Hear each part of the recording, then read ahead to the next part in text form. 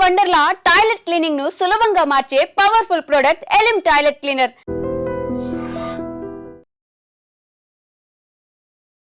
Israel versus Iran, ఈ రెండు దేశాల మధ్యలో యుద్ధ వాతావరణం ఇప్పుడు చూస్తుంటే ఎవరన్నా ఒక మాస్టర్ మైండ్ వెనకాలుండి ఈ యుద్ధానికి కారణమని అనుకోవాలా? జాయింట్గా ఆపరేట్ చేసి ఇజ్రాయెల్ మీద దాడి చేసినా కానీ ఇజ్రాయెల్ గెలిచారు వారు.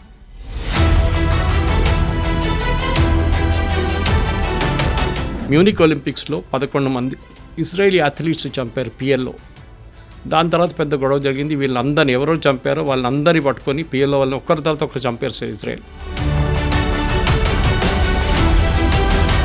ఎంతసేపు ఇరాన్ ఇజ్రాయెల్ని ఫినిష్ చేయాలి అన్న ఆలోచన అది కేవలం మతపరంగానే చూస్తామా, లేకపోతే డామినెన్సా, లేకపోతే పవర్ కోసమా? Why is Israel being targeted now and then? ఇండియాని ఎందుకు టార్గెట్ చేస్తారండి? పాకిస్తాన్ కానీ మిగతా ఇస్లామిక్ నేషన్స్, టర్కీ చేస్తున్నారు, అజర్బైజాన్ చేస్తున్నారు. Why is India targeted? Hindu nation.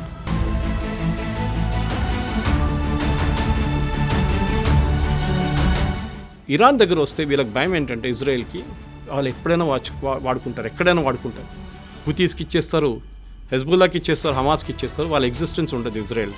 ఎందుకంటే ఒకసారి ఒక న్యూక్లియర్ బాంబ్ వేసిన తర్వాత దాని చుట్టుపక్కల ఉన్న 1000 కిలోమీటర్ దాకా మీరు అసలు ఉండలేరు. నెక్స్ట్ 5000 సంవత్సరాల దాకా ఉండలేరు మీరు అక్కడ. ఇండియా ఇద్దరికీ తెలిసిన నేషన్ అవ్వడం వల్ల suppose if India has to take a stand, ఎవరికి సపోర్ట్ చేస్తుంది ఇండియా? ఎవరికి సపోర్ట్ చేస్తే నష్టం? న్యూట్రల్గా ఉన్నా కూడా ఒక రకంగా కత్తి మీద సావలానే ఉంది ఇండియా పరిస్థితి. అసలు what is the future prediction for India? ఎవరికి సపోర్ట్ చేయాలి? చేస్తే ఎవరికి మంచిది? చేయకపోతే ఏం జరగబోతుంది? మనకు ఎప్పుడైనా పాజిటివ్ రిలేషన్షిప్ ఇజ్రాయెల్తోనే ఉంది. దానికోసం మొన్న SCO ఒక బాడీ ఉంది, మన బ్రెజిల్, చైనా వీళ్ళందరూ ఉన్న సోవియట్ యూనియన్ ఉన్న ఒక బ్లాక్ ఉంది ఒకటి. అక్కడ మొన్న ఒక రెజల్యూషన్ పాస్ చేశారు ఇజ్రాయెల్ వ్యతిరేకంగా. భారతదేశం దాని నుంచి బయటకు వచ్చేసింది resolution. We didn't accept it.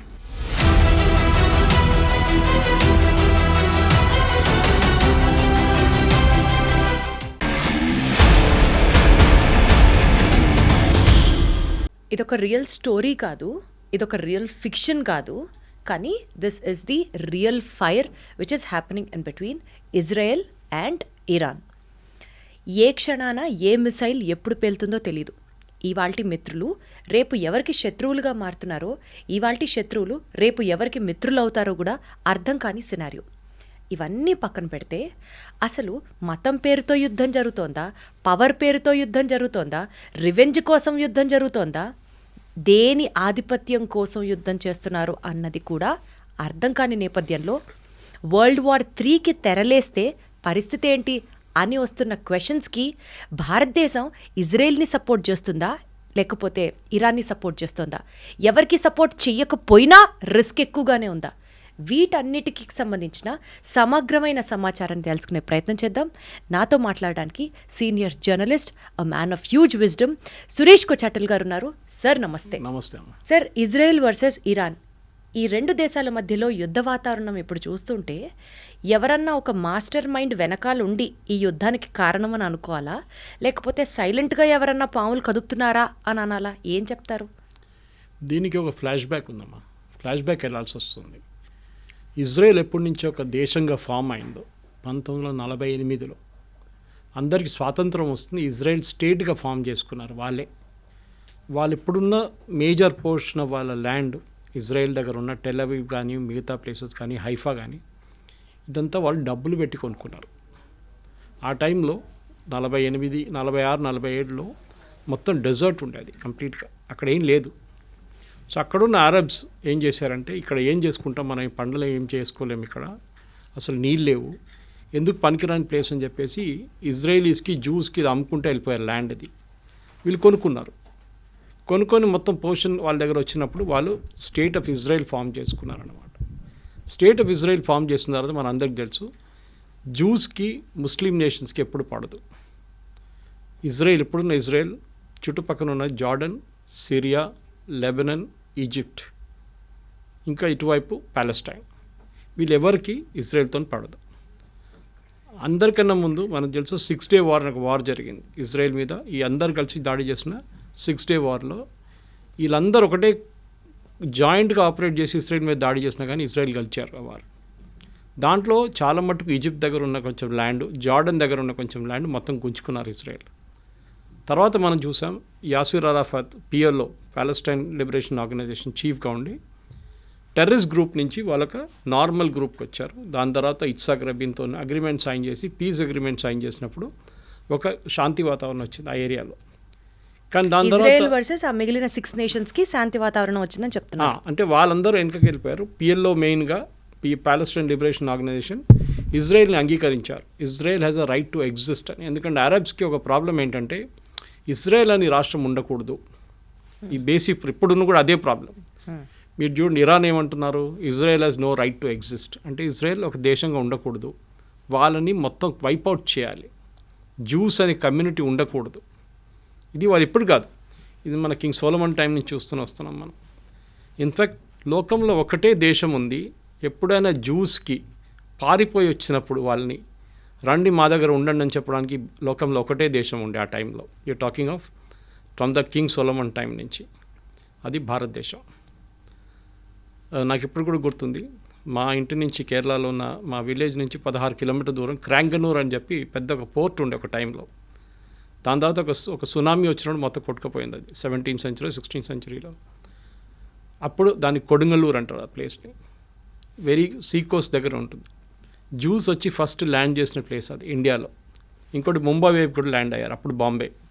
అక్కడ కూడా అక్కడున్న రాజు రండి మాతో ఉండండి అని చెప్పి వాళ్ళకి స్థలం ఇచ్చారు. ఇక్కడ కూడా వాళ్ళకి పెద్ద ఒక స్థలం ఇచ్చారు. వాళ్ళు ఫస్ట్ సినగాగ్ అక్కడ కట్టుకున్నారు, అంటే వాడు గుడి అనుకోండి. అక్కడ నెక్స్ట్ వాళ్ళు కొచ్చిన్కి వెళ్ళారు. మీరు ఇప్పుడు కూడా కొచ్చిన్కి వెళ్తే జ్యూ టౌన్ అని పెద్ద టౌన్ ఉంది అక్కడ, ఓల్డ్ కొచ్చిలో, ఫోర్ట్ కొచ్చిలో. కంప్లీట్ జ్యూస్ ఉండేటోళ్ళు అక్కడ, కానీ ఇప్పుడు అందరు వెళ్ళిపోయారు. ఇప్పుడు ఒక 20 మంది ఉన్నారు అక్కడ అంతే. సో చాలా తక్కువ, కానీ అక్కడ పెద్ద ఒక సినగాగ్ ఉంది, చాలా బ్యూటిఫుల్ సినగాగ్ అది.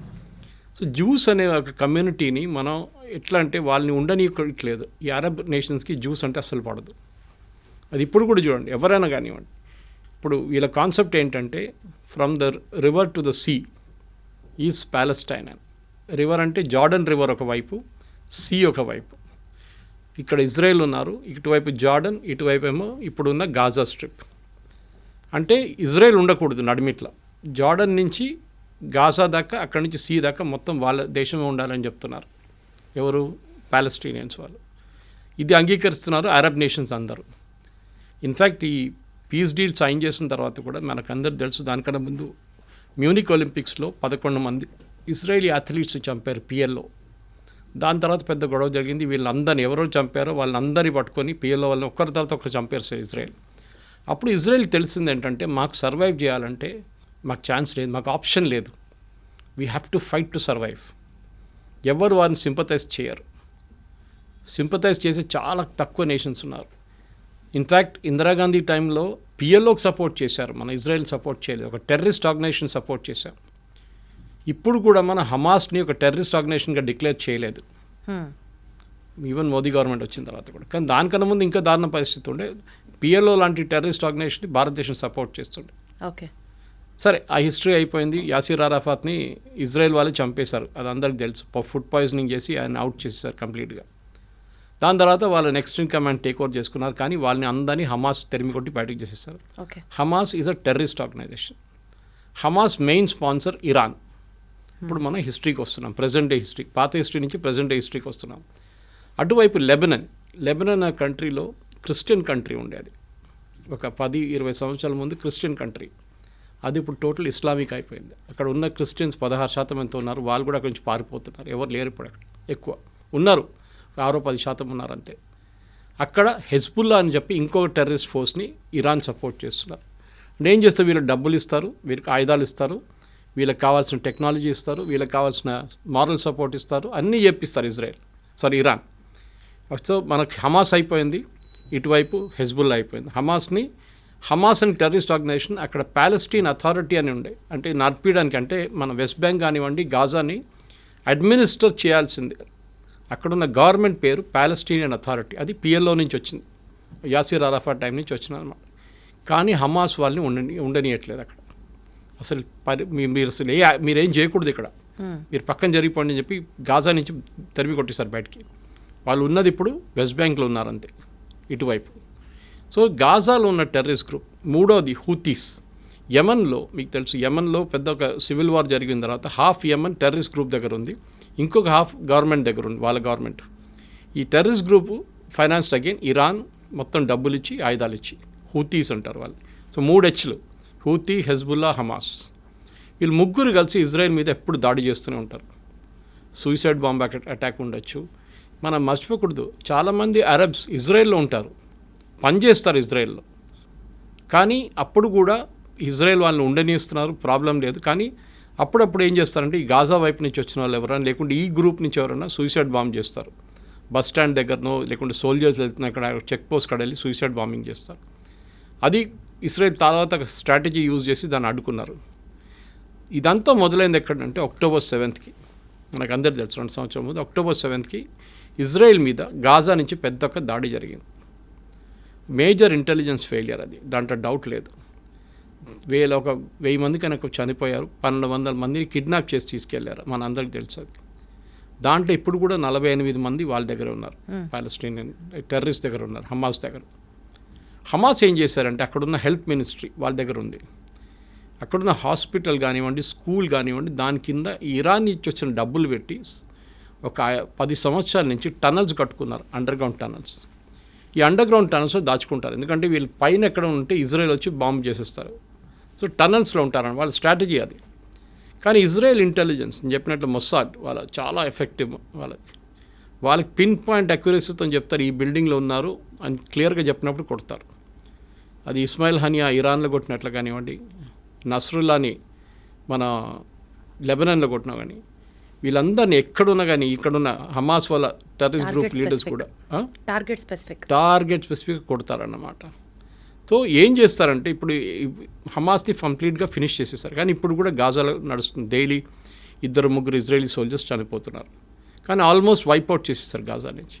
అటువైపు వైప్అవుట్ ఉంది, కానీ ఇంకా ఉన్నారు వాళ్ళు హైలీ ట్రైన్డ్ వాళ్ళు. అంటే హైలీ ట్రైన్డ్ అంటే మోటివేటెడ్. అదే టైంలో లెబనాన్ వైపు మొత్తం ఫినిష్ చేసేసారు అక్కడ కూడా. నస్రుల్లాని చంపిన తర్వాత నెక్స్ట్ లెవెల్ లీడర్షిప్ వచ్చిన తర్వాత వాళ్ళని కూడా చంపేశారు. సో నెక్స్ట్ వచ్చి హూతీస్ని యుఎస్ చూసుకుంటున్నారు. బాంబింగ్ వేసినప్పుడు అక్కడ వాళ్ళు మిసైల్ వీళ్ళందరికీ ఆయుధాలు ఇచ్చేది ఇరాన్. ఇన్ని సంవత్సరాల నుంచి ఎవరిది వీళ్ళని పట్టించుకోలేదు. యుఎస్ కానివ్వండి, యూకే కానివ్వండి, ఇరాన్ కానివ్వండి, ఇరాన్ మిసైల్స్ ఇస్తున్నా కానీ ఏం చెప్పకుండా వీళ్ళందరూ హెల్ప్ చేసుకున్నారు. కానీ ఒక స్టేట్కి ఇప్పుడు వచ్చేట్లు వచ్చిందంటే October 7th జరిగిన దాడి తర్వాత ఇజ్రాయెల్కి తెలిసిపోయింది ఈ గేమ్ ఇంకా మనం ఇట్లా ఆడుకుంటూ పోతే కాదు, కంప్లీట్గా వైప్అవుట్ చేయాలని చెప్పి టైం తీసుకొని వాళ్ళ లీడర్షిప్ని కంప్లీట్ వైప్అవుట్ చేసేసారు. హమాస్ ఫినిష్ చేసేసారు, మనందరూ సిన్వార్ బ్రదర్స్ని ఇద్దరిని చంపేశారు. ఇటువైపు ఏమో నస్రుల్లాని చంపారు, అటువైపు ఏమో ఇస్మాయిల్ హనియాని ఫినిష్ చేసేసారు. వీళ్ళందరు లీడర్స్ కూర్చుంటుంది ఖతార్లో, అది మర్చిపోకూడదు మనం. అది ముస్లిం బ్రదర్హుడ్ కానివ్వండి, మీరు ఈ హమాస్ కానివ్వండి, లెబనీస్ మిలిషియా కానీ, వీళ్ళందరూ కూర్చుంటుంది ఖతార్లో ఉంటారు. ఇరాన్ బ్యాకింగ్ ఉంటుంది. ఇరాన్కి సౌదీ అరేబియాకి పడదు, ఇరాన్కి బహ్రెయిన్కి పడదు, ఇరాన్కి యమన్కి పడదు, యమన్కి ఇరాన్కి ఒమాన్కి పడదు. ఇలా Iran is a Shia nation. Shia nation అంటే సార్, షియా అంటే వీళ్ళ ముస్లిమ్స్లో 2 గ్రూప్స్ ఉంటారు. షియా మైనారిటీ, మన హైదరాబాద్ వైపు చాలామంది షియాస్ ఉంటారు ఇక్కడ, ఎందుకంటే నిజాం ఒరిజినలీ ఫస్ట్ పర్షియా, వీళ్ళు షియాస్ అన్నమాట. ఇక్కడ సున్నీస్ మెజారిటీ ఉంటారు, 90% ఆల్మోస్ట్ సున్నీస్ ఉన్నారు వరల్డ్ వైడ్. వీళ్ళకి ఎప్పుడు ఇద్దరికి పడదు. దే డోంట్ బిలీవ్, వాళ్ళ కాన్సెప్ట్ అలాగ ఉంటుంది, ప్రాఫెట్ మొహమ్మద్ నుంచి వచ్చే కాన్సెప్ట్ అలాగ ఉంటుంది. అది కాకుండా వీళ్ళకి అంటే ఇంకా చాలా గ్రూప్స్ ఉన్నాయి. అహ్మదియాస్ ఉన్నారు, అహ్మదియాస్ని అయితే ముస్లిమ్స్ అని అసలు అంగీకరించారు ఎవరు, షియాస్ సున్నీస్ ఇద్దరు. సో మన దగ్గర కూడా చూస్తాం, మన పాకిస్తాన్ వైపు నిన్న కూడా దాడి జరిగింది అహ్మదియాస్ మీద అన్నమాట. సో చాలా మటుకు ముస్లిమ్స్లో చిన్న చిన్న గ్రూప్స్ ఉన్నాయి, కానీ మేజర్ గ్రూప్స్లో సున్నీస్, షియా. సో ఈ షియా నేషన్ ఉన్న ఇరాన్ని వీరెవరు సీరియస్గా తీసుకోరు. ఎవరు సౌదీ అరేబియా ఉండొచ్చు కానీ మిగతా. సో వాళ్ళ ఒక బలం చూపించడానికి ఇరాన్ ఏం చేశారంటే చాలా రోజుల నుంచి, అంటే అయతొల్లా ఖొమైనీ టేక్ ఓవర్ చేసుకున్నప్పటి నుంచి 70s, ఆ టైంలో దానికన్నా ముందు ఇరాన్ చాలా మోడర్న్ నేషన్ ఉండే. మీరు ఒకసారి ఆ టైం ఇరాన్ ఫోటోగ్రాఫ్స్ చూస్తే మీరు యూఎస్లో ఉన్నారా లేకుంటే ఇరాన్ అన్న ఒక డౌట్ వస్తుంది అన్నమాట. బీచ్లో బికినీస్ వేసుకొని తిరిగేది, పబ్స్ ఉండేది, అక్కడ చాలా మోడర్న్ నేషన్ ఉండేది షా ఆఫ్ ఇరాన్ ఉన్నప్పుడు. కానీ షా ఆఫ్ ఇరాన్ని ఓవర్త్రో చేసి ఖొమైనీ వచ్చిన తర్వాత మొత్తం థియోక్రటిక్ స్టేట్ అయిపోయింది అన్నమాట. అంటే రిలీజియన్ బేస్డ్. వాళ్ళు ముస్లిం మహిళలు చదువుకోకూడదు, బుర్కాల్లో ఉండాలి, వాళ్ళు ఎవరితో బయట తిరగకూడదు, ఇట్లాంటి చాలా మటుకు స్ట్రిక్ట్ రూల్స్ తీసుకొచ్చారు వాళ్ళు. అట్లా ఉన్నప్పుడు ఏమైపోయింది, థియోక్రటిక్ స్టేట్ అయిపోయింది. కొమ్యూని చనిపోయిన తర్వాత నెక్స్ట్ కమ్యూని వచ్చారు, నడుస్తూనే ఉండే వాళ్ళ రూల్ నడుస్తుంది ఇంకా. కానీ వీళ్ళేం చేస్తారంటే వీళ్ళకి మెయిన్ ఎనిమీ ఇజ్రాయెల్ మీద దాడి చేయాలి. వీళ్ళు డైరెక్ట్గా చేయరు. నేను చెప్పిన ఈ 3 గ్రూప్తోని చేపిస్తారు, హూతీస్, హమాస్, హిజ్బుల్లా. 3 హెచ్లతో పని చేయించుకుంటారు వీళ్ళు. చాలా రోజుల నుంచి ఇజ్రాయెల్ పోన్లే అని చెప్పి ఊరుకున్నారు. కానీ October 7 జరిగిన తర్వాత their patience also ran out. వీళ్ళని వన్స్ ఫర్ ఆల్ ఫినిష్ చేసేసారని చెప్పి దిగారు వీళ్ళందరూ కలిసి. సో ఇజ్రాయెల్ గ్రేటెస్ట్ అడ్వాంటేజ్ ఏంటంటే వాళ్ళ మీద ఎప్పుడు దాడి జరుగుతూనే ఉంటుంది. నేను చెప్పాను చూడండి, 6 Day వార్ జరిగింది, ఇంకోటి యామ్ కిపూర్ వార్ అని ఇంకోటి ఉండే.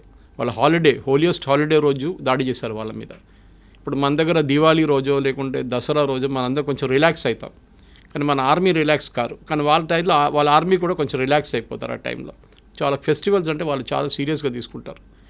అదే రోజు దాడి చేశారు, యామ్ కిపూర్ అని చెప్పి. వాళ్ళ holiest days in their calendar అనమాట.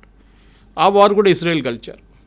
సో వీళ్ళకేంటంటే ఇప్పుడు ఇరాన్కి మేజర్లీ ప్రూవ్ చేయడానికి, అంటే మేము సౌదీ అరేబియా కన్నా పెద్దది, టర్కీ కన్నా మేము పెద్దవాళ్ళం అని చెప్పి వీళ్ళు మిసైల్ టెక్నాలజీని చాలా చోట్ల నుంచి కొనుక్కున్నారు. ఒకటి మెయిన్లీ నార్త్ కొరియా దగ్గర నుంచి కొనుక్కున్నారు వీళ్ళు టెక్నాలజీ అంతా. ఇంకోటి కొంచెం టర్కీ దగ్గర నుంచి కొనుక్కున్నారు. ఈ టెక్నాలజీని వీళ్ళు వాడుకున్నారు. దీని తర్వాత వీళ్ళు న్యూక్లియర్ అంబిషన్స్కి వచ్చేసారు. అక్కడే ప్రజెంట్ గొడవ అంతా మొదలైందన్నమాట. So you have to understand the historical context.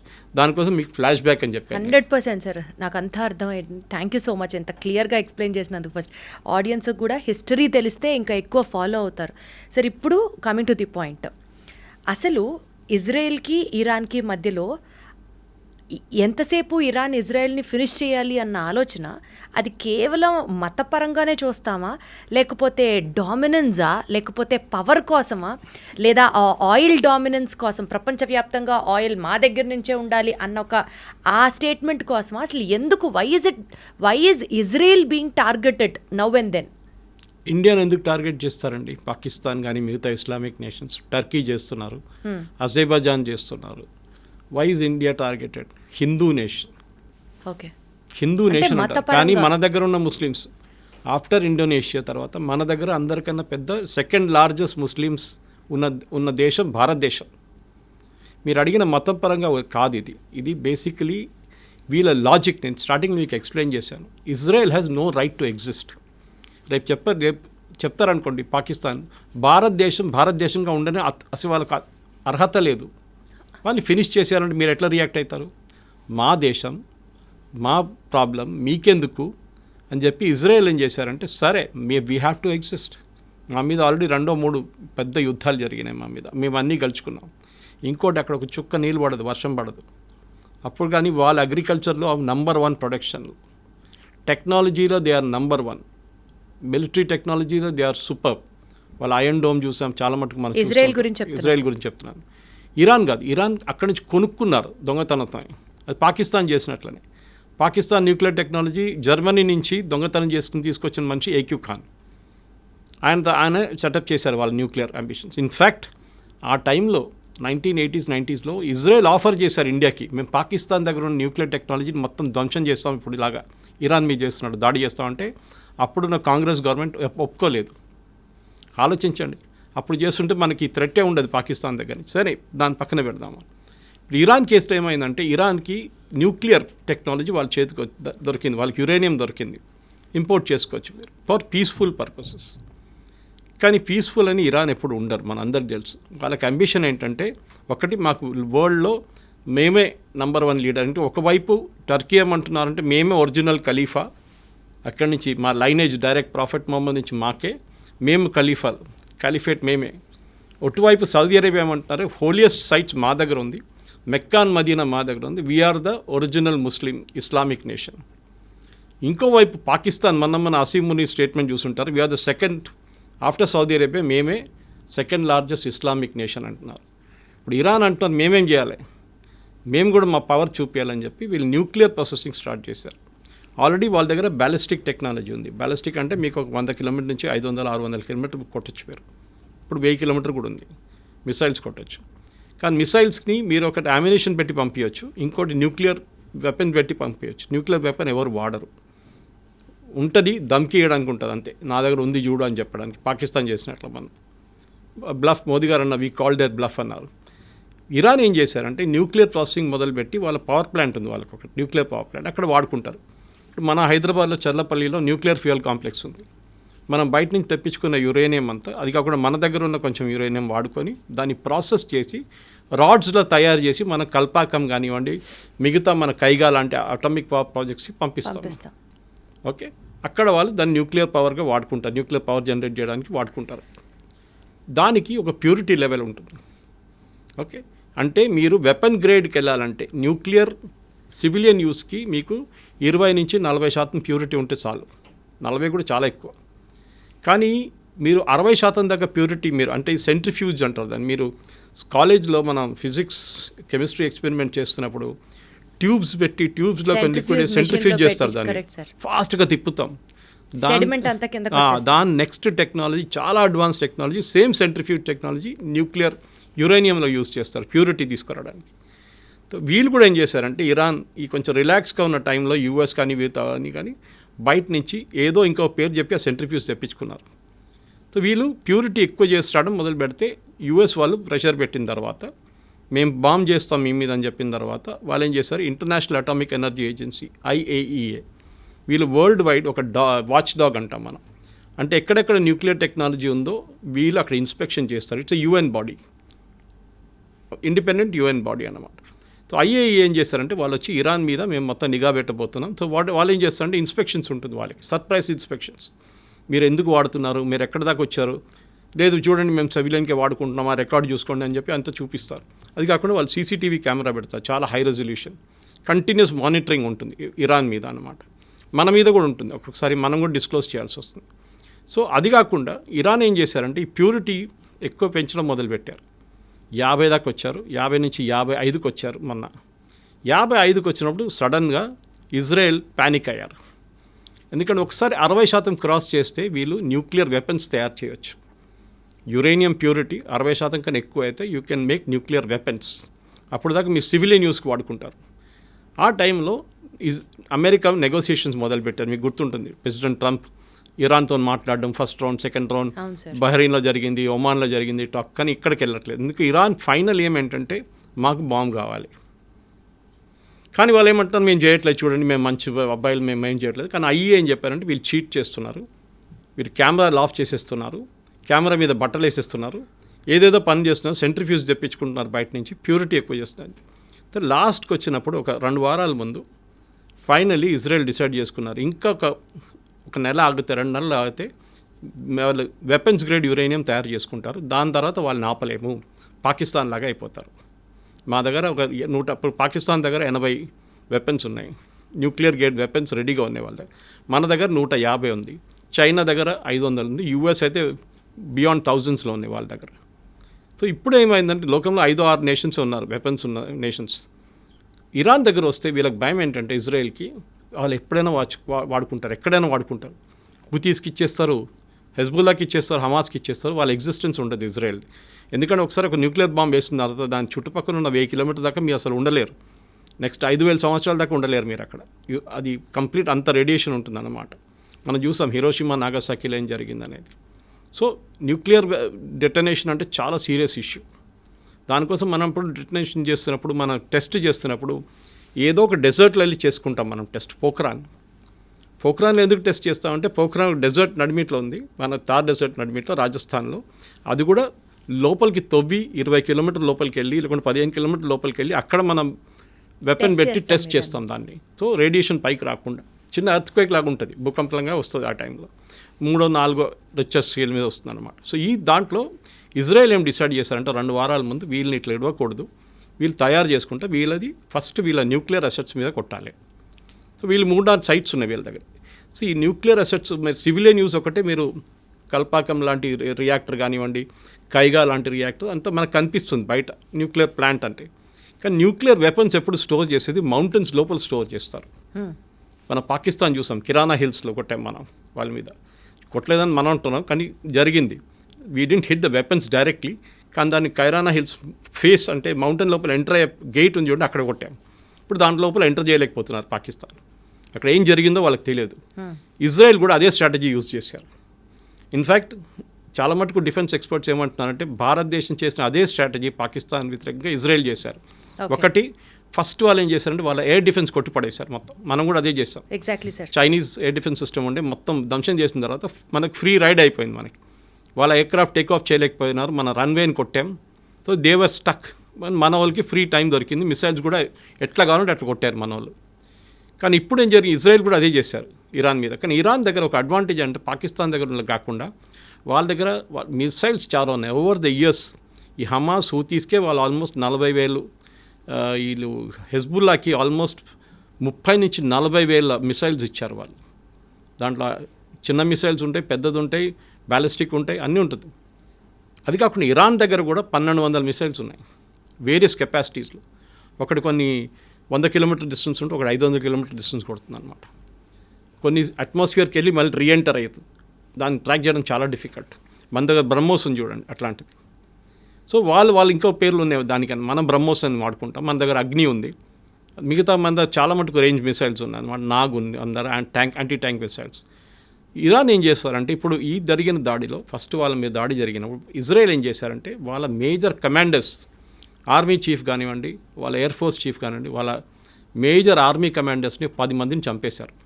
Super intelligence అంటే వీళ్ళు ఎక్కడ కూర్చుంటారో ఎవరికి తెలియదు, వాళ్ళకే తెలియదు, వాళ్ళ తోడున్న వాళ్ళకి తెలియకుండా ఇస్రాయెల్లో ఉన్న మొసాడ్ వాళ్ళు ఇరాన్లో వచ్చి అక్కడ ఉండి చేపించారు ఇది. ఇప్పుడు మీకు ఇక్కడ వచ్చే ముందు రికార్డింగ్ ఒకటి వింటున్నాను. వీళ్ళ మొబైల్ ఫోన్స్ ట్రాక్ చేశారంట. అప్పుడు వీళ్ళు ఏం చేశారు, మొబైల్ ఫోన్ ఆఫ్ చేసి పెట్టేశారు. మీరు మొబైల్ ఫోన్ ఆఫ్ చేస్తే మిమ్మల్ని ఎవరు ట్రాక్ చేయలేరు టెక్నికల్గా. కానీ అది కూడా ఇజ్రాయెల్ దగ్గర టెక్నాలజీ ఉందంట. మొబైల్ ఆఫ్ చేస్తే పెడితే కూడా టెక్నాలజీ మీ మొబైల్ని ట్రాక్ చేస్తారంట. So Israel is super duper smart టెక్నాలజీలో వాళ్ళని. అది కాకుండా ఇంటెలిజెన్స్లో మొసాడ్ లాంటి ఏజెన్సీని ఈవెన్ అమెరికన్ సిఐ పనికిరాదు. They are super. ఇప్పుడు కాదు, ఫస్ట్ టైం కాదు. వాళ్ళ మ్యూనిక్ ఒలింపిక్స్లో 11 మంది అథ్లీట్స్ని చంపిన వాళ్ళలో 8 మంది వచ్చి చేశారు. మెయిన్ టెర్రరిస్ట్ 8 మందిని వాళ్ళు చంపారు. తర్వాత ఒక్కరినైతే ఒక 20 సంవత్సరాల తర్వాత వెళ్ళి బ్రెజిలియన్ జంగిల్లో వెళ్ళి కొట్టారు. ఆలోచించండి. మొసాడ్ ఇస్ చాలా సూపర్. వాళ్ళు చాలా ప్లేసెస్లో అసాసినేషన్ చేశారు ఇలా ఎనిమీస్ మీద అనమాట. ఇజ్రాయెల్ ఎనిమీస్ ఎక్కడకుండా వాళ్ళ మీద చేశారు. అది కాకుండా ఇప్పుడు జరిగిన మొన్న దాంట్లో ఫస్ట్ వీళ్ళ ఆర్మీ లీడర్షిప్ మొత్తం కొట్టేశారు. న్యూక్లియర్ సైంటిస్ట్ని చంపేశారు. దీనికన్నా ముందు కూడా చేశారు. ఈవెన్ యూఎస్ చేశారు. సొలైమానీ బాంబింగ్ ఒకటి ఉండే, ఫేమస్ బాంబింగ్ ఒకటి, అక్కడ కూడా వాళ్ళు చేసింది అదే. ఇప్పుడు మన హెజ్బుల్లా బాంబింగ్ చూసాం. హెజ్బుల్లాది మీటింగ్ జరుగుతున్నప్పుడు నస్రుల్లాని కొట్టారు. అది కూడా బంకర్ 3 ఫ్లోర్ల కింద. బంకర్ బస్టర్ బాంబ్ అంటారు దాన్ని. అంటే బాంబు పైనుంచి డ్రిల్ చేసుకుంటూ పోతుంది. డ్రిల్ చేసి వెళ్ళి కింద ఎక్కడ ఉందో అక్కడ వెళ్ళి కంప్లీట్ బ్లాస్ట్ అయిపోతుంది అనమాట. షాక్తో చనిపోతారు, మంటలేమి ఉండదు. ఈవెన్ నసరల్లా బాడీ అట్లనే దొరికింది ఇంటాక్ట్. ఈ డైడ్ ఆఫ్ షాక్. ఇజ్రాయెల్ మనకు అదే బాంబ్ బాలాకోట్లో ఇచ్చారు. బాలాకోట్ బాంబింగ్ భారతదేశం చేసినప్పుడు మన పుల్వామా అటాక్ తర్వాత వీ డిడ్ బాలాకోట్. వాళ్ళ టెర్రరిస్ట్ గ్రూప్ మీద అటాక్ చేసాం పాకిస్తాన్లో. మనకు వాడిన బాంబ్ బంకర్ బస్టర్ బాంబ్. ఇప్పుడు ఇజ్రాయెల్ దగ్గర ఆ బాంబులు లేవు అన్నప్పుడు మనం ఇజ్రాయెల్కి ఇచ్చాం. మన దగ్గర అదే అడగబోతున్నాను సార్. ఇప్పుడు ఇండియాకి diaspora is there with Israel and Iran. And తెలియకుండానే ఇందాక కూడా మీరు అంటున్నారు కాంగ్రెస్ గవర్నమెంట్లో మనం తెలియక ఇరాన్ సపోర్టెడ్ హమాస్ గ్రూప్స్ని మనం కూడా టెర్రరిస్ట్ కాదు అనుకుంటూ but we're still supporting their. India ఇద్దరికీ తెలిసిన నేషన్ అవ్వడం వల్ల suppose if India has to take a stand, ఎవరికి సపోర్ట్ చేస్తుంది ఇండియా? ఎవరికి సపోర్ట్ చేస్తే నష్టం? న్యూట్రల్గా ఉన్నా కూడా ఒక రకంగా కత్తి మీద సావులానే ఉంది ఇండియా పరిస్థితి. అసలు what is the future prediction for India? ఎవరికి సపోర్ట్ చేయాలి? చేస్తే ఎవరికి మంచిది? చేయకపోతే ఏం జరగబోతోంది? ఇద్దరికి బ్యాలెన్స్ చేయాల్సి వస్తుందండి. మనకి ఎప్పుడైనా పాజిటివ్ రిలేషన్షిప్ ఇజ్రాయెల్తోనే ఉంది. దానికోసం మొన్న SCO ఒక బాడీ ఉంది, మన బ్రెజిల్, చైనా వీళ్ళందరూ ఉన్న సోవియట్ యూనియన్ ఉన్న ఒక బ్లాక్ ఉంది ఒకటి. అక్కడ మొన్న ఒక రెజల్యూషన్ పాస్ చేశారు ఇజ్రాయెల్ వ్యతిరేకంగా. భారతదేశం దాని నుంచి బయటకు వచ్చేసింది resolution. We didn't accept it. So ఇజ్రాయెల్కి వ్యతిరేకంగా భారతదేశం లేదు. First point. సెకండ్, ఇరాన్తో కూడా మనం ఫ్రెండ్షిప్ పెట్టుకుంటున్నాం. ఎందుకంటే ఇరాన్కి ఏం కావాలంటే వాళ్ళకి తెలుసు వాళ్ళ వైపు నుంచి ఎవరు రావట్లేదు. ఇప్పుడు చూడండి, ఈ వార్లో ఒక్క దేశం ఇంక్లూడింగ్ పాకిస్తాన్ వాళ్ళ వైపు రావట్లేదు. ఇరాన్ సపోర్టెడ్ హమాస్ గ్రూప్స్ని ఇండియా ఎందుకు సపోర్ట్ చేస్తుంది సార్? మరి ఇండియా సపోర్ట్ చేయట్లేదు, ఇండియా కండమ్ చేయట్లేదు. We're not declared them as a terrorist group. Problem ఎక్కడ వస్తుందంటే షియాస్, మన దగ్గర ఉన్న షియాస్, కశ్మీర్ వైపు షియా పాపులేషన్ ఎక్కువ. మీరు లే లదాఖ్కి వెళ్తే, లదాఖ్ ఒక యూనియన్ టెరిటరీగా తీసుకుంటే లదాఖ్లో రెండు పీసులు ఉన్నాయి. ఒకటి నేను ఒక 1 year ముందు వెళ్ళాను అక్కడికి. ఒకవైపు లే వైపు బుద్ధిస్ట్ ఉంటారు, వేరే కార్గిల్ వైపు లద్దాఖ్ది మొత్తం షియా ముస్లిమ్స్ ఉంటారు. మీరు అక్కడ వెళ్తే కాఫీ షాప్లలో, రెస్టారెంట్లలో, హెయిర్ కటింగ్ సెలూన్లలో అంత ఖొమేనీ ఫోటో కనిపిస్తుంది మీకు. They are Shias. ఇప్పుడు నేను అడిగాను చాలామంది నా దగ్గర, సురేష్ గారు ఈ కశ్మీర్ నుంచి వెళ్ళారా చాలామంది అంటున్నారు, ఇరాన్కి చదువుకోవడానికి అన్నారు. నేను చెప్పాను కరెక్ట్. మిగతా ఎవరైనా ఇండియా నుంచి యూఎస్కి వెళ్తారు, యూకేకి వెళ్తారు, యూరోప్కి వెళ్తారు, కెనడాకి వెళ్తారు, ఆస్ట్రేలియాకి వెళ్తారు, కానీ ఇరాన్కి చదువుకోవడానికి ఎవరు వెళ్ళారు? నిన్న మొత్తం పెద్ద గొడవ రాత్రి కదా, మమ్మల్ని అందరిని ఎవాక్యువేట్ చేయండి ఇక్కడి నుంచి అని చెప్పి. అప్పుడు నేను కనుక్కున్నప్పుడు తెలిసిపోయింది వీళ్ళంతా కశ్మీర్ నుంచి వెళ్ళిన వాళ్ళు, షియా ముస్లిమ్స్. సో ఇండియాకి ఆ రకంగా కూడా అక్కడ ఒక కనెక్షన్ ఉందన్న మనకి. ఓకే. తో కశ్మీర్లో గొడవ జరిగినప్పుడు మొన్న కూడా Khamenei, the same Khamenei statement ఏమి ఇచ్చారంటే, Kashmir is a disputed territory, ముస్లిమ్స్ని కశ్మీర్ భారతదేశం దగ్గర నుంచి గుంజుకోవాలని స్టేట్మెంట్ ఇచ్చారు ఖమేనీ. ఓకే. రిలీజియస్ యాంగిల్ నుంచి. కానీ మనం దాన్ని లైట్గా తీసుకున్నాం. We just condemned it. ఆయన తర్వాత దాని గురించి మాట్లాడలేదు, ఏదో ఒక రోజు జోష్లో చెప్పేసిండు అంతే. అదే టైంలో మనకి చాబార్ ఫోర్ట్ అనే పోర్ట్ ఉంది ఇరాన్లో. మన ఆ పోర్ట్ని కాంట్రాక్ట్లో తీసుకున్నాం, అంటే అవుట్సోర్సింగ్లో తీసుకున్నాం మనం. మనకు అక్కడ ఒక 6 berths ఇచ్చారు వాళ్ళు. చాలా క్రూషియల్ అది, ఎందుకంటే ఆఫ్ఘనిస్తాన్ ఎంటర్ కావడానికి పాకిస్తాన్ నుంచి వెళ్ళకుండా మనకు వెళ్ళడానికి ఒక రూట్ అది చాబార్ ఫోర్ట్. మన అక్కడ చాలా వేల కోట్లు, ఆల్మోస్ట్ 1000 కోట్లు 2000 కోట్లు పెట్టి ఆ పోర్ట్ని డెవలప్ చేస్తున్నాం. ఇరాన్ దగ్గర డబ్బులు లేవు. శాంక్షన్స్ వచ్చిన తర్వాత, యుఎస్ శాంక్షన్ పెట్టిన తర్వాత ఇరాన్ ఓపెన్లీ వాళ్ళ ఆయిల్ అమ్మలేకపోతున్నారు. ఇప్పుడు రష్యా చేస్తున్నట్లని యుక్రెయిన్ వార్ తర్వాత. కొన్ని రోజులు మనం కూడా కొనుక్కున్నాం ఇరాన్ దగ్గర నుంచి క్రూడ్ ఆయిల్ కొనుక్కున్నాం, కానీ దాని తర్వాత మళ్ళీ పేమెంట్ ప్రాబ్లం వచ్చింది. యుఎస్ అన్నారు బ్యాంకింగ్ సిస్టమ్ పనిచేయదు, ఇరాన్తో మీరు డీల్ చేసుకుంటే డీల్ చేసుకోండి అని. కొన్ని రోజులు మన దగ్గర రూపీ ట్రేడ్ చేసుకున్నారు, రూపీ ట్రేడ్. దాని తర్వాత బాటర్ ట్రేడ్ పెట్టుకున్నారు, మీరు మాకు బియ్యం ఇవ్వండి, మేము మీకు ఫ్యూయల్ ఇస్తామని, క్రూడ్ ఆయిల్ ఇస్తామని. సో రెండు వైపు నుంచి మీరు అడిగిన ప్రశ్నకి మనకి ఇజ్రాయెల్ చాలా కావాలి మనకి. టెక్నాలజీ వైపు మన వెపన్స్ అన్నీ మన దగ్గర. మొన్న జరిగిన పాకిస్తాన్ మీద జరిగిన దాడిలో 3 మేజర్ వెపన్స్ మ్యానుఫ్యాక్చర్ చేసేది ఇజ్రాయలీ కంపెనీస్, భారతదేశంలో జాయింట్ వెంచర్గా. దాంట్లో ఒకటి హైదరాబాద్ కూడా ఉంది, పేరు చెప్పకూడదు. హైదరాబాద్ కూడా ఉంది ఒకటి బెంగళూరులో ఉంది. సో వాళ్ళ వెపన్స్ మనం వాడుకుంటున్నాం. వాళ్ళతో జాయింట్ ఫ్రెండ్షిప్ ఉండాలి లాంగ్ టర్మ్. ఎందుకంటే ఈ అయోత్తోలో ఎప్పుడు పోతాడో తెలియదు. ఇప్పుడు కనిపించలేదు అంటున్నాం, 3 4 రోజు కనిపించట్లేదు, ఎక్కడున్నా ఎవరికి తెలియదు. ఈ రెజ్యూమ్ ఎప్పుడు పోతుందో తెలియదు. వీళ్ళేమంటున్నారంటే యుఎస్ ఇజ్రాయెల్ ఇద్దరు అంటున్నారు రెజ్యూమ్ చేంజ్, అంటే అక్కడ ఉన్న గవర్నమెంట్ని మార్చడానికి మాకేం ఇంట్రెస్ట్ ఏం లేదు, కానీ ఇరాన్ దగ్గర న్యూక్లియర్ వెపన్స్ ఉండకూడదు, అది మా అల్టీరియర్ ఎయిమ్. వాళ్ళు న్యూక్లియర్ టెక్నాలజీ పీస్ఫుల్ యూస్కి వాడుకుంటే మాకు ప్రాబ్లం లేదు, కానీ వాళ్ళు వెపన్ గ్రేడ్కి వస్తే మేము వాళ్ళని కొట్టుపడేస్తాం. అదేమి ఇప్పుడు చేస్తున్నారు. ఇప్పుడు ఏమైపోయిందంటే లాస్ట్ 3 రోజుల్లో, ఎస్పెషలీ లాస్ట్ నైట్లో చాలా మట్టుకు ఇరాన్ మీద, మేజర్ టౌన్స్ మీద, ఎస్పెషలీ తెహరాన్ కానివ్వండి, ఇంకోటి ఇస్ఫహాన్ అని చెప్పి వాళ్ళకి పెద్ద టౌన్ ఉంది. ఇన్ఫాక్ట్ ఇస్ఫహాన్కి హైదరాబాద్కి పెద్ద కనెక్షన్ ఉంది. ఇక్కడ మన వాళ్ళు ఈ పర్షియా నుంచి వచ్చిన వాళ్ళు చాలామంది హైదరాబాద్కి వచ్చి సెటిల్ అయ్యారు, ఇంక్లూడింగ్ నిజామ్స్. కంప్లీట్ డైనాసిటీ అక్కడి నుంచి వచ్చారు, అసఫ్జాయి. తో వాళ్ళు ఈ హైదరాబాద్ మీరు ఎయిర్ నుంచి ఒక హెలికాప్టర్లో వెళ్ళి మీరు చార్మినార్ దగ్గర నుంచి ఒక షాట్ తీసుకొని, అదే షాట్ మీరు ఇరాన్ ఇస్ఫహాన్ టౌన్ నడిమిట్లలో తీసుకుంటే 2 సేమ్ ఉంటుంది. సో ఇస్ఫహాన్ హైదరాబాద్ మోడల్ చేస్తుంది ఇస్ఫహాన్ మీద అనమాట. సో ఇస్ఫహాన్లో పెద్ద న్యూక్లియర్ ఫెసిలిటీ ఒకటి ఉంది, ఇంకోటి ఫరోల్ చెప్పి ఇంకో ప్లేస్లో ఒక న్యూక్లియర్ ఫెసిలిటీ ఉంది. ఇదంతా మౌంటైన్స్ కింద ఉంది. దాన్ని ఇజ్రాయెల్ కొడుతున్నారు రెగ్యులర్గా ఇప్పుడు. అది కాకుండా వీళ్ళ దగ్గర ఉన్న 40,000 అన్నారు, ఫస్ట్ 1,00,000 మిసైల్స్ ఉన్నన్నారు, దాన్ని మళ్ళీ డిగ్రేడ్ చేసి 60 అన్నారు, మళ్ళీ 40 అన్నారు, ఇప్పుడు 20 అంటున్నారు. ఇప్పుడు ఇరాన్ దగ్గర బహుశా ఉన్నది ఒక 15,000 మిసైల్స్. దాన్ని కూడా లాంచర్ మీద పెట్టినప్పుడు నిన్న కూడా చూసాం మనం చాలా మటుకు వీడియోలు, ఇజ్రాయెల్ కొట్టారు లాంచర్ మీద. ఎందుకంటే ఇది దివాళీ పటాకాలు కాదు కదా, ఏదో బాటిల్లో పెట్టి పంపించడానికి పైకి లాంచర్లు కావాల్సి వస్తుంది. మొబైల్ లాంచర్స్ ఉంటుంది, ఫిక్స్డ్ లాంచర్స్ ఉంటుంది. మొబైల్ లాంచర్స్ ట్రాక్ చేయడానికి డిఫికల్ట్ ఉంటుంది. పెద్ద లారీస్ ఉంటుంది, పెద్ద లారీ మీద ఒక మిసైల్ ఇట్లా పెట్టుకొని దాన్ని టిల్ట్ చేసి ఫైర్ చేస్తారు. సో దాన్ని ఆ టైం దొరుకుతుంది మీకు 1/2 an hour. వీళ్ళు పైనుంచి శాటిలైట్లో చూసుకుంటూ కూర్చున్నారు ఇజ్రాయలీ.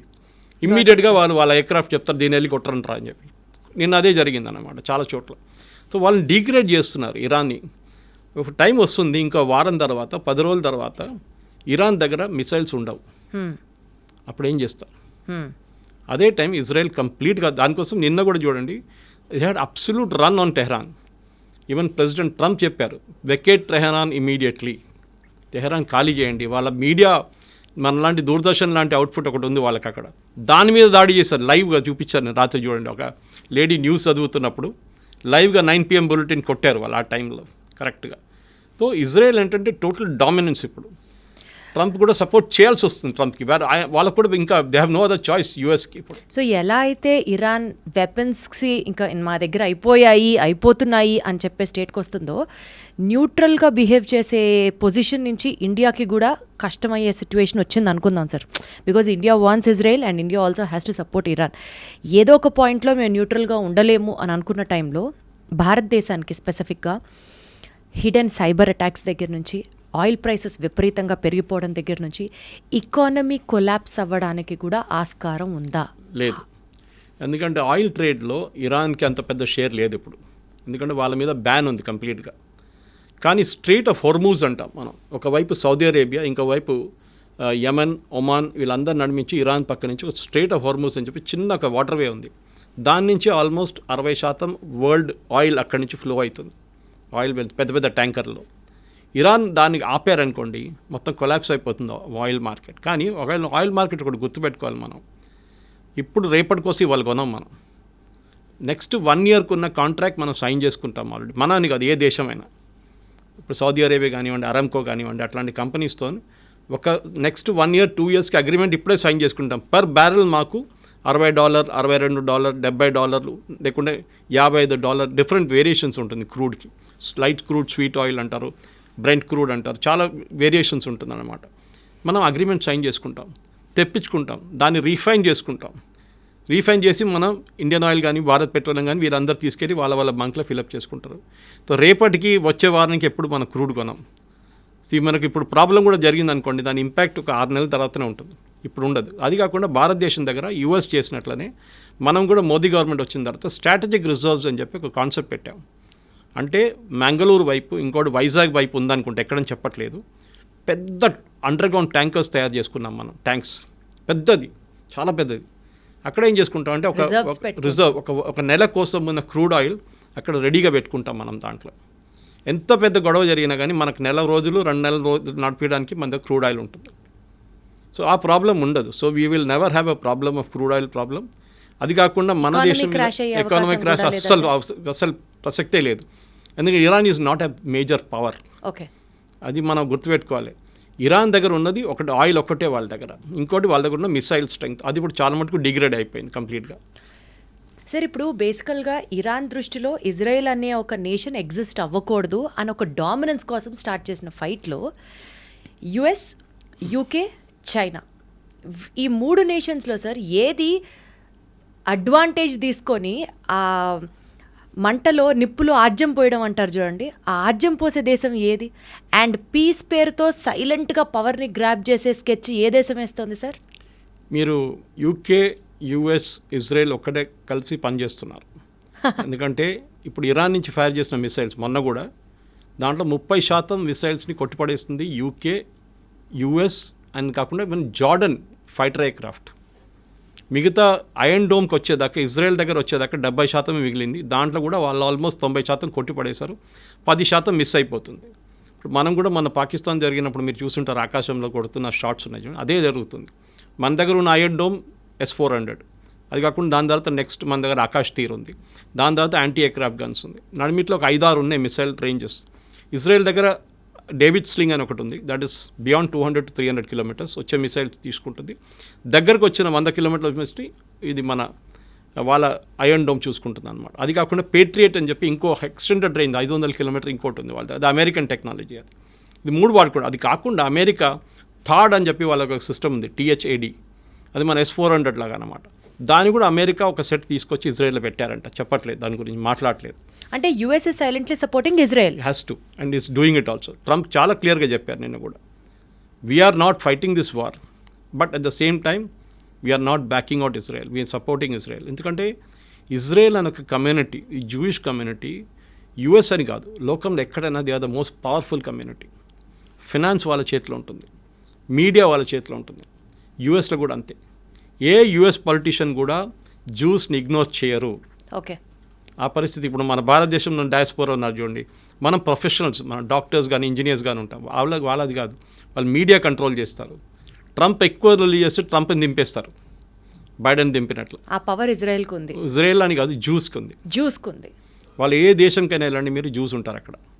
మన ఎప్పుడు జోకింగ్లు చెప్తారు, ఎక్కడ పోయినా మలయాళీలు కనిపిస్తారు, కేరళ నుంచి ఉన్న వాళ్ళు ఈవెన్ మూన్లో కనిపిస్తారు, అదేలాగా ఇజ్రాయేలీలు కూడా కనిపిస్తారు, జ్యూస్ కనిపిస్తారు. కరెక్ట్ అది. And what about UK and China sir? China ఇప్పుడు ఏం చెప్పారండి, UK is part of this deal anyway. Okay, దాంట్లో డౌట్ లేదు. యూకే ఇస్ విత్ ఇజ్రాయెల్ అనమాట. వాళ్ళు చిన్న చిన్న చైనా ఎవరికి సపోర్ట్ చేస్తుందో చైనా ఎవరు చేయట్లేదు ఇప్పటికి. చైనా ఓన్లీ రెజల్యూషన్ పాస్ చేస్తుంది, మేము కండెమ్ చేస్తున్నాం, మేము అది చేస్తున్నాం, ఇది చేస్తున్నాం. ఎందుకంటే చైనాకి భయం ఏంటంటే మేము దీంట్లో గిట్ట దడితే యుఎస్ వచ్చి అక్కడ వాళ్ళ తైవాన్ దగ్గర వచ్చి కూర్చుంటారు, యుఎస్ సౌత్ చైనా సీలో మమ్మల్ని మా షిప్ని పోనీయరు, మేము దీంట్లో గొడవ మాకు పెట్టక్కర్లేదు. వాళ్ళు ఓడిపోతున్న పార్టీతో మేమేం పెట్టుకోము ఇరాన్లో, వాళ్ళు ఓడిపోతారు, రేపు పారిపోతారు, ఆయన రష్యాకి వెళ్ళిపోతారు, ఎక్కడికి వెళ్తారో తెలియదు ఖమేని, కానీ వెళ్ళిపోతారు, గాయబైపోతారు అని ఒక కాన్ఫిడెన్స్. అంటే ఎవరికి ఇరాన్ మీద నమ్మకం లేదు ప్రస్తుతం. లేదు, ఎందుకంటే ఆ రెజీమ్ పవర్ పోయింది ఇప్పుడు. ఓకే, వాళ్ళు ఇన్ని రోజులు ఏమనుకున్నారంటే వీళ్ళు ఇన్విన్సిబుల్ పవర్, వీళ్ళ దగ్గర మిసైల్స్ 1,00,000 మిసైల్స్ ఉన్నాయి, వాళ్ళు ఈజీగా ట్యాకిల్ చేసుకోండి. ఇజ్రాయెల్ ఎట్లా అంటే వాళ్ళు 1 సంవత్సరం ప్లాన్ చేశారు ఈ ఆపరేషన్, రైజింగ్ లైన్ ఆపరేషన్. ఇప్పుడు మన జరుగుతున్న ఈ ఫైట్ కరెక్ట్గా ప్లాన్ చేసుకొని వాళ్ళు ఆ టార్గెట్స్ కొట్టారు. ఫస్ట్ ఆర్మీ జనరల్స్ మొత్తం వైప్అవుట్ చేసేసారు, రెవల్యూషనరీ గార్డ్ టాప్ టియర్ అంతా చేసేసారు. ఆలోచించండి, ఒక దేశంలో ఉన్న టాప్ మిలిటరీ కమాండ్ మొత్తం తీస్తే ఎట్లా ఫంక్షన్ చేస్తారు. సరే అని చెప్పి Khamenei next in command army చీఫ్ని అపాయింట్ చేశారు. ఆయన్ని 1 గంట సేపు ముందు కొట్టిపాడేశారు, ఇజ్రాయెల్ ఖతం చేశారు ఆయన కూడా. ఇప్పుడు ఆలోచించండి, భయపడతారు, కొత్తని పెడితే వాడిని కొట్టేస్తారు. సినవార్ అదేగా అయిందా, సినవార్ చనిపోయినప్పుడు వాళ్ళు ఇజ్రాయెల్ చంపిన తర్వాత వాళ్ళ బ్రదర్ని అపాయింట్ చేశారు, వాడిని 6 నెలలలోపు వాడిని కూడా కొట్టేశారు. అదే సార్, ఇజ్రాయెల్ మాస్టర్ మైండ్తో చూసుకుంటే ఇది కేవలం ఇజ్రాయెల్ వర్సెస్ ఇరాన్లా చూడాలా, లేకపోతే is this paving a way for third world war? ఇక్కడ జరగదండి, it's only a concept. First world war, second world war ఎందుకు జరిగింది? చిన్న కిడ్నాపింగ్ ఇన్సిడెంట్తో జరిగింది first world war. Second world war ఒక మిస్అండర్స్టాండింగ్తో స్టార్ట్ అయింది. దాని తర్వాత వీళ్ళందరూ వచ్చి పడ్డారు, జర్మనీ కానివ్వండి, ఫ్రాన్స్ కానివ్వండి, తర్వాత లాస్ట్ యూఎస్ కూడా వచ్చి పడ్డారు. అలా ఒక్కొక్క దేశం కలుసుకుంటూ వెళ్తే వరల్డ్ వార్ ఎప్పుడు జరగదు. ఫస్ట్ ఆఫ్ ఆల్ అందరికీ first world war, second world వార్లో trade was not a big thing. ఇప్పుడు trade is very big thing. అందరికి భయం ఏంటంటే ఇప్పుడు ఏదైనా యుద్ధం వస్తే మా ట్రేడ్ పెద్ద దెబ్బతింటుందని. ఇప్పుడు చూడండి, యుక్రెయిన్ రష్యా 3 సంవత్సరాల నుంచి కొట్టుకుంటున్నారు. ఎవరైనా కలుస్తున్నారండి? ఎవరు కలవట్లేదు. రష్యాకి తెలుసు మేము ఇది గెలవలేము మొత్తం, కానీ యుక్రెయిన్ తెలుసు మేము కూడా గెలవలేము అని చెప్పి, కానీ కొట్టుకుంటున్నారు. అదే సార్, ఒక్కొక్కళ్ళ శత్రువు ఒక్కొక్కళ్ళకి మిత్రుడు అవుతారంటారు కదా. Enemies my friend. ఎగ్జాక్ట్లీ అలానే కనుక ఆలోచిస్తే ఇప్పుడు రష్యా అండ్ ఇజ్రాయెల్ ఫ్రెండ్స్ అయిపోతున్నారు, బికాజ్ ఆల్రెడీ వాళ్ళిద్దరూ ఒకరికొకరు సపోర్ట్ చేసుకుంటున్నారు. ఇలా ఒక్కొక్క దేశం యాడ్ చేసుకుంటూ వెళ్తే రేపు ఒక పెద్ద విధ్వంసం జరుగుతుందా అని భయం వేస్తుంది. లేదు, ఏం కాదండి, వాళ్ళ సెల్ఫిష్ ఇంట్రెస్ట్ చూసుకుంటున్నారు. రష్యాకి ఇప్పుడు టైం లేదు. రష్యాకి వాళ్ళ దగ్గర ఉన్న యుక్రెయిన్తో ప్రాబ్లం నడుస్తుంది. వాళ్ళు ఎవరిని సపోర్ట్ చేయడానికో ఎవరిని డిఫెండ్ చేయడానికి వెళ్ళరు. వాళ్ళ ఇంట్లోనే మంట పట్టుకుంది, వాళ్ళు చూసుకుంటున్నారు దాన్ని. ఇంకొక ఇంట్లో ఏం చూసుకుంటామని వాళ్ళు. So they will not do anything. China నేను చెప్పినట్లు బికాజ్ వాళ్ళ ఇంటర్నల్ ప్రాబ్లమ్, అమెరికాతో ఉన్న ట్రేడ్ ప్రాబ్లమ్స్ కానీ వాళ్ళు కూడా దీంట్లో వచ్చి పడ్డారు ఇప్పటికి present situation. They cannot help Iran also. మీరు మిసైల్స్ ఇచ్చినా కానీ వాళ్ళు ఇరాన్ వాడుకోలేరు ఇప్పుడు దాన్ని. ఆ టెక్నాలజీ డిఫరెంట్ ఉంటుంది. పాకిస్తాన్కి మొన్న ఇచ్చినట్టు వాళ్ళ టెక్నాలజీ లాగా అయిపోతుంది. వాడుకోవడానికి పాకిస్తాన్కి తెలియదు ఎట్లా వాడుకోవాలని, వాళ్ళు వాడుకోలేకపోయారు. వాళ్ళ డిఫెన్స్ సిస్టమ్స్ కానీ ఏదైనా చైనా దగ్గర తీసుకున్న ఎయిర్క్రాఫ్ట్ కానీ ఏదైనా కానివ్వండి. So Iran as a nation is finished. కానీ రెజీమ్ చేంజ్ జరుగుతుందా, లేకుంటే కొత్త లీడర్షిప్ టేక్ ఓవర్ చేస్తారా? ఆ కొత్త లీడర్షిప్ పాత లీడర్షిప్ కన్నా ఇంకా ఏం చెప్తారు, రిలీజియస్లీ ఇంకా కొంచెం అరెగెంట్ అయిపోతారా, ఇంకా కొంచెం ఏం చెప్తారు, స్ట్రాంగ్ అయిపోతారని భయం ఒకటి ఉంది.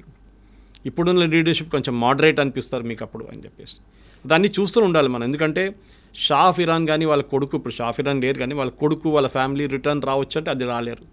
ఇరాన్లో డెమోక్రసీ వస్తుందంటే అది కూడా డౌట్. మీరు గుర్తుపెట్టుకోండి, ఇరాక్లో వెళ్ళారు యుఎస్, ఏం చేశారు, మొత్తం ధ్వంసం చేసి సద్దాం హుసేన్ బయట పంపించింది, అక్కడ మెస్ అయిపోయింది. ఇప్పుడు కొంచెం స్టేబుల్గా ఉంది. లిబియాకి వెళ్ళారు, ఏం చేశారు, ఇదే పని చేశారు. సిరియాకి వెళ్ళారు, ఏం చేశారు, ఇదే పని చేశారు.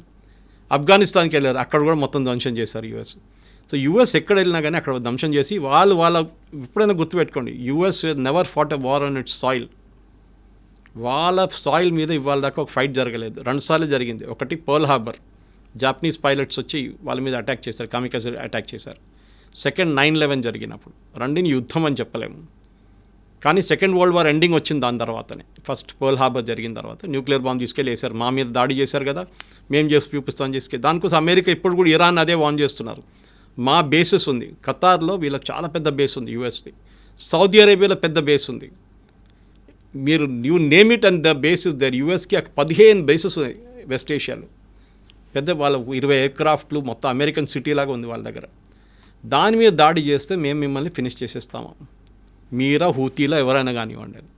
అదొక భయం ఇరాన్కి ఉంది. ఎలాగో అమెరికా డైరెక్ట్గా సపోర్ట్ ఇజ్రాయెల్కే చేస్తోంది, సో ఇరాన్తో పెట్టుకోదు. ఒకవేళ పెట్టుకోదలుచుకున్నా Iran will be finished with the help of Israel automatically. సరే, ఈ నేపథ్యంలో ఏ మిసైల్ ఎప్పుడు పేలుతుందో తెలీదు ఇరాన్ మీద. ఇరాన్ రెజీమ్ ఎంత మారుతున్నా, ఆ చేంజింగ్ ఓవర్ చూసుకుంటున్నా సరే, but still if Israel is very specific about Iran finish చేసే నేపథ్యంలో one shocking incident where India should also be equally ready for or well equipped for foresee చేసుకుంటూ India కూడా జాగ్రత్త పడాల్సిన సిచ్యువేషన్ ఏమైనా మీ ప్రెడిక్షన్లో ఉందంటారా? What you have to say about it? Nuclear, ఎందుకంటే ఫోర్డ్రో కానివ్వండి, వాళ్ళది నాన్స్ 2 న్యూక్లియర్ ఫెసిలిటీస్ మీద దాడి జరుగుతుంది. ఆల్రెడీ కొంచెం లీకేజ్ ఉందని చెప్తున్నారు నాన్స్ ఫెసిలిటీ నుంచి.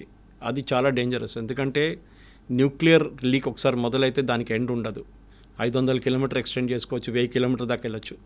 దానికోసం పాకిస్తాన్ మీద మనం ఎప్పుడు డైరెక్ట్ వాళ్ళ న్యూక్లియర్ అసెట్స్ మీద దాడి చేయం, ఇండైరెక్ట్గా చేస్తాం మనం. ఎందుకంటే అది ఒకసేపు గాలి కొట్టి రాజస్థాన్ వైపు వస్తే మొత్తం రాజస్థాన్ ఫినిష్ అయిపోతుంది రేపు. సో న్యూక్లియర్ అనేది చిన్నపిల్లల ఆట కాదు, and we should be very very careful. Handle చేస్తున్న నేషన్ మనకు ఆ థ్రెట్ లేదు, కానీ న్యూక్లియర్ ఎక్స్ప్లోషన్ జరిగిందనుకోండి, దాని చుట్టుపక్కల 500 కిలోమీటర్ దాకా దాని ఇంపాక్ట్ ఉంటుంది. దానికోసం ఇజ్రాయెల్ ఇప్పుడు కూడా వాళ్ళ అసెట్స్ మీద దాడి చేయట్లేదు, వాళ్ళ ఎంట్రన్స్ మనం కొట్లనే ఎంట్రన్స్లో కొడుతున్నారు దాని, ఎందుకంటే అన్ని మౌంటైన్స్ లోపల ఉంటుంది. సో దాని లోపలికి పంపించి మిసైల్ కొడుతున్నారు. ఏమైనా కంటామినేషన్ ఉంటే కంటామినేషన్ ఆ మౌంటైన్ లోపల ఉండిపోతుంది. దాని తర్వాత కాంక్రీట్ వేసి సీల్ చేయొచ్చు. చెర్నోబిల్ మీకు అందరికి గుర్తుంటుంది, మనందరికీ చెర్నోబిల్ న్యూక్లియర్ ప్లాంట్ బ్లాస్ట్ అయినప్పుడు. ఇప్పుడు కూడా నెక్స్ట్ 2000 సంవత్సరాలు కూడా దాని పక్కన ఎవరు ఉండలేరు 500 కిలోమీటర్ దాకా.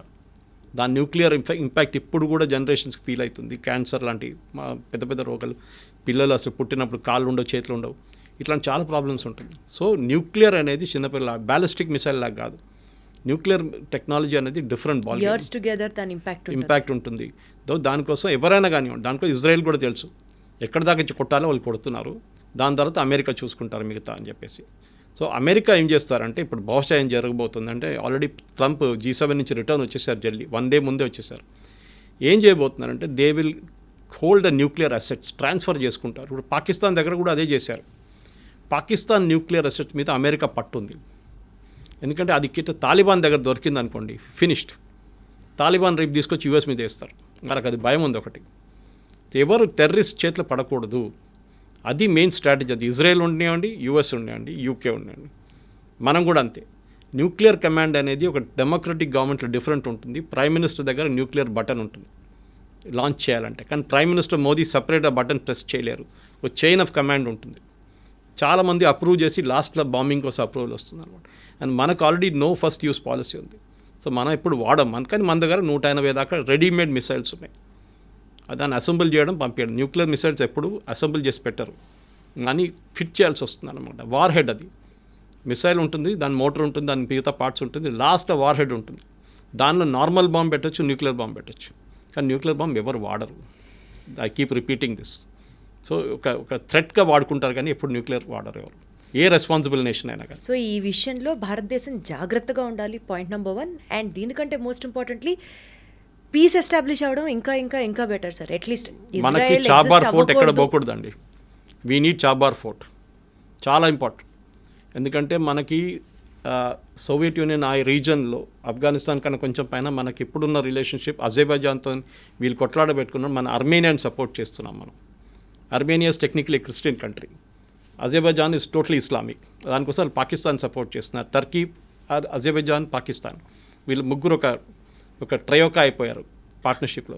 సో అదే టైంలో అజర్బైజాన్ మీద దాడి జరిగి యుద్ధాలు జరిగింది అక్కడ కూడా. నగోర్నా కారాబాక్ అని చెప్పి పెద్ద ఒక ఏరియా ఉంది, దాని మీద పెద్ద గొడవ నడుస్తుంది, మన కాశ్మీర్ లాగానే. సో దానికి సపోర్టింగ్ మనం చేస్తున్నప్పుడు, and as per our reports, ఇప్పుడు మీడియాలో కూడా వచ్చింది, నేను సీక్రెట్గా ఏం చెప్పట్లేదు, we're got air base in Armenia, మన దగ్గర ఉందంట ఒక బేస్ అక్కడ. సో మనకి చాబార్ ఫోర్ట్ ఇరాన్ నుంచి, ఎందుకంటే గల్ఫ్ నుంచి వచ్చే షిప్స్ని, మనం ఈవెన్ ఇండియా వైపు నుంచి వచ్చే షిప్స్ని మనకు చాలా డైరెక్ట్ important. అర్మీనియా పంపించడానికో లేకుంటే ఆఫ్ఘనిస్తాన్ పంపించడానికి మనకు ఒక రూట్ ఉంటుంది. ఇరాన్లో మనకు ఒక ఫేవరబుల్ రెజీమ్ ఉంటే, గవర్నమెంట్ రేపు వస్తే మనకు మంచిది, మళ్ళీ ఇంకో పాకిస్తాన్ లాగా తయారు కాకూడదు. కానీ అది చూసుకుంటారు, ఇజ్రాయెల్ కానీ యూఎస్ కానీ చూసుకుంటారు, వాళ్ళకి పప్పెట్ రెజీమ్ని పెట్టుకుంటారు అక్కడ. ఇప్పుడు బంగ్లాదేశ్లో ఎట్లా చేశారు అట్లనే వాళ్ళ కోసం కావాలని మనిషిని అక్కడ పెట్టుకుంటారు వాళ్ళు, అంతే. చూద్దాం సార్ ఈ ప్రొసీడింగ్స్ ఎక్కడి దాకా వెళ్తాయో. కానీ అసలు ఇదంతా it all started with Israel exist అవ్వడానికి వీల్లేదు అని చెప్పడానికి ఇరాన్ ఎవరు సార్? అది ఈ ఇరాన్ అని కాదు, dominance- ఇరాన్ అని కాదు, all the Islamic nations. All the Islamic nations అసలు ఇప్పుడు వాళ్ళు కూడా. ఎవరు సార్ ఇంకొక నేషన్ ఎగ్జిస్ట్ అవ్వకూడదని అదే చెప్పడానికి? కదా. It all started there. ఆ మైండ్ సెట్ నుంచి బయటకు వస్తే మేబీ ఈ రెండు నేషన్స్ మధ్యలో పీస్ ఎస్టాబ్లిష్ అయ్యి ప్రపంచం అంతా హ్యాపీగా సాఫీగా సాగుతుందని ఎక్స్పెక్ట్ చేద్దాం. Thank you so much Suresh గారు, వండర్ఫుల్ టాకింగ్. Thank you. నిజంగా ప్రస్తుతం ఉన్నటువంటి సమాజం దేనికి ప్రయారిటీ ఇస్తుంది? ఆర్థిక సంబంధాల చుట్టూ మాత్రమే తిరుగుతోంది. మళ్ళీ ఎన్నికలంగానే చాలా విరక్తి కలుగుతున్నాం. మంచి అనిపిస్తుంది కదా, లేడీస్ కూడా ఛాలెంజింగ్ జాబ్స్ చేసినప్పుడు చాలా బాగుంటది. ట్రాఫిక్ అసిస్టెంట్స్ గా నియమించిన ట్రాన్స్జెండర్స్ అందరితో సాల్యూట్ చేయించుకుంటున్నారు. ఫుడ్ డెలివరీ ఇవ్వటానికి వెళ్ళినటువంటి డెలివరీ బాయ్ అనిల్ పై కళ్ళ ముందు